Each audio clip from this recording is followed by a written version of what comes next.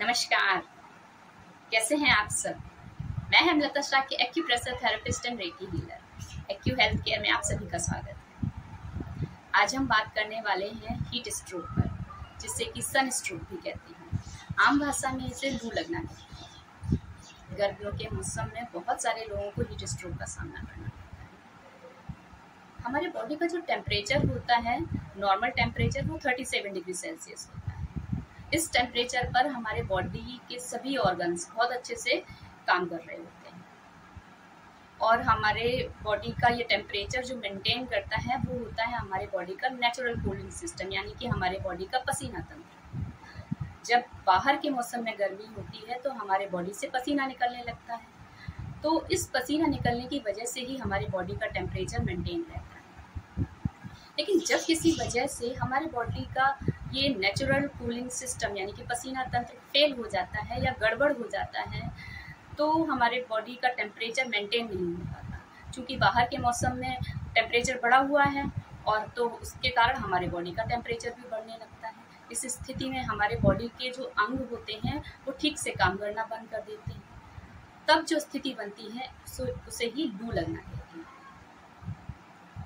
तो जब किसी व्यक्ति को लू लगती है तो उसके बॉडी से पसीना आना बंद हो जाता है, उसके हाथों पैरों में जलन होने लगती है, उसकी आंखों में जलन होने लगती है, उसका मुंह बार बार सूखता है, उसको थकान फील होती है और उसको जो है और भी कई सारे सिम्टम्स आने लगते हैं, जैसे कि सिर दर्द होना, उल्टी, चक्कर आना या लूज मोशन होना, भ्रम की स्थिति पैदा हो जाना।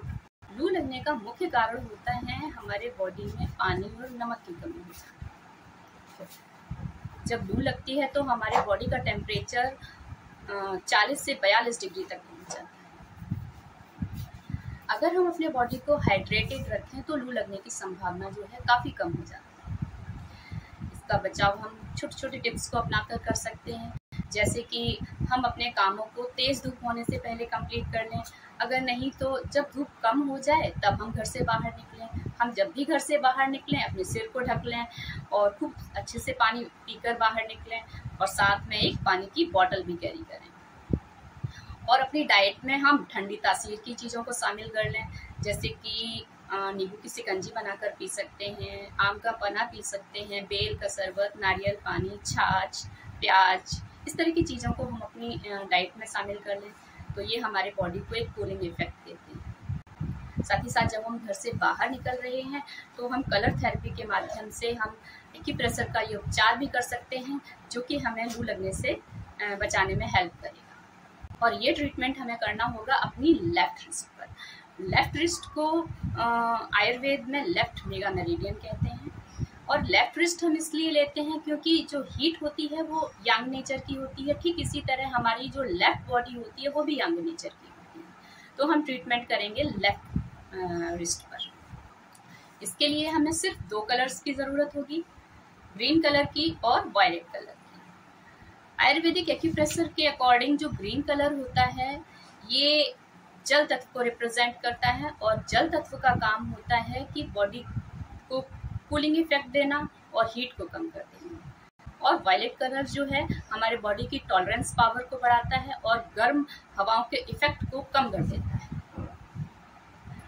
तो हमें ये 2 कलर्स चाहिए होंगे और इनको जो है हम अपनी लेफ्ट रिस्ट पर लगाएंगे। इस तरह से एक ग्रीन कलर का सर्कल इस साइड बनाना होगा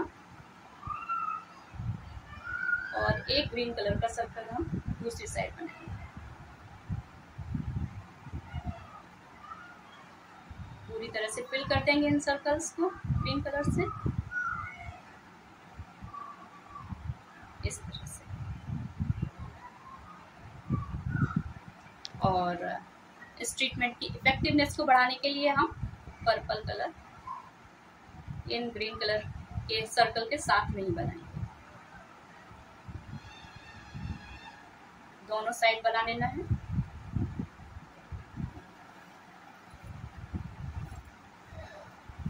इस तरह से ये ट्रीटमेंट जब हम घर से बाहर निकल रहे हैं तो ये ट्रीटमेंट हम लगा सकते हैं।